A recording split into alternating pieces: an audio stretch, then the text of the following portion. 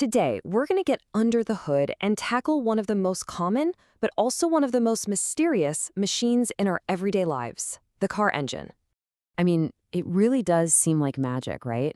You just press this tiny pedal with your foot, and suddenly this giant, heavy car just zooms down the road. But, it's not magic.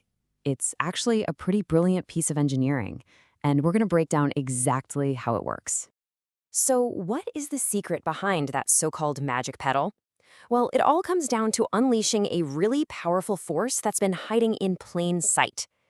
Okay, so here's the absolute core idea. An engine is basically just a brilliant converter. It takes all this hidden power, this chemical energy that's locked up inside fuel, and it turns it into the raw motion that gets your car moving. But the big question is, how does it actually get that energy out? Well, it all starts with the fuel itself. I want you to think of every single drop of gasoline as like a tiny, coiled spring, just wound up super tight and waiting for the perfect moment to release all its power. Yeah, you can almost think of it like a liquid battery. I mean, it doesn't do anything on its own, right? It just sits there. But if you create the perfect conditions, wow, it can unleash a huge amount of power. And that's the engine's whole job, to create exactly those conditions. So how does it do it? The engine releases all that energy through a whole series of incredibly fast, perfectly controlled explosions. Seriously, it's like setting off thousands of tiny little fireworks, just pop, pop, pop, one after another, and that creates this continuous, powerful push. Okay, to really see how this all happens, we've got to go inside. So let's shrink ourselves down and travel right into the heart of the engine where all the real action is. And this is our arena. It's a strong metal tube called a cylinder. It's built to handle some serious heat and pressure, and literally everything we're about to talk about happens right inside this space. Okay, so inside our arena, meet our main player, the piston. It's this solid chunk of metal that fits perfectly inside the cylinder, and its whole job, its entire purpose, is just to move straight up and straight down, over and over and over again. And if you've ever used a bicycle pump, you already know exactly how this works. When the plunger moves down, it sucks air in. When it moves up, it squeezes that air and pushes it out. It's the same idea. Just keep that image locked in your mind.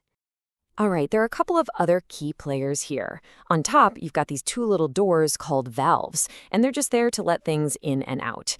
Then, down below, there's a spinning rod called a crankshaft. Its job is to catch all that up and down pushing from the piston and turn it into something way more useful, a spinning motion. Okay, so these parts don't just move around all willy-nilly. Nope. They perform this super precise, repeating four-step sequence. You can really think of it as a kind of mechanical dance that creates all the power for the engine. And these are the 4 steps of that dance, or strokes as they're called. They make up one full cycle. It's intake, compression, power, and exhaust. So let's walk through each one step by step. First up, step 1, intake. One of those little valve doors opens up and the piston starts moving down. And just like that bicycle pump we talked about, that downward pull creates a vacuum, and it sucks in this fine mist of fuel and air. And just like that, the stage is set. Okay, next up, compression. That intake valve snaps shut, and the piston completely reverses direction, now moving up. And as it goes up, it squeezes that fuel and air mixture into a teeny tiny space. You can just imagine the pressure building up. A ton of potential energy is just waiting. So think about it. Everything is primed and ready to go. We've got this super compressed, energy-packed cloud of fuel and air. It just needs one little thing to set it all off. Any guesses what that might be? It's a spark plug. This is the big moment, the power stroke. The spark plug creates just one tiny spark of electricity, but that's enough to ignite the whole mixture and pop! You get this powerful explosion that just violently shoves the piston all the way back down. That single, forceful push, that's where all the car's power comes from. And finally, after the big show, it's time to clean up. This is the exhaust stroke. The other valve door opens up, and the piston moves back up one last time, pushing all that used-up smoke, the exhaust, right out of the cylinder. This clears the stage completely, getting it ready for the whole 4-step dance to start all over again. Okay, so we've got this piston getting slammed down with a ton of force. That's great. But how does that simple up and down motion actually make the wheels of a car spin around? Well, this is where that crankshaft we mentioned earlier comes back into play. It's so cleverly designed that every time the piston gets pushed down, it forces the crankshaft to rotate. It is the exact same idea as pedaling a bicycle. Your legs push up and down, right? But that makes the pedals go around and around. The crankshaft does the same thing, and then it sends that spinning motion onto the wheels. And this four-step dance isn't exactly a slow waltz. We're talking incredibly fast. While you're just, cruising down the highway, this entire cycle happens about 3,000 times every single minute. And that's in each cylinder of the engine. It's just an unbelievably fast and powerful process. So when you boil it all down, that's the whole story. It's a really simple, elegant loop. Fuel and air get sucked in, they get squeezed super tight.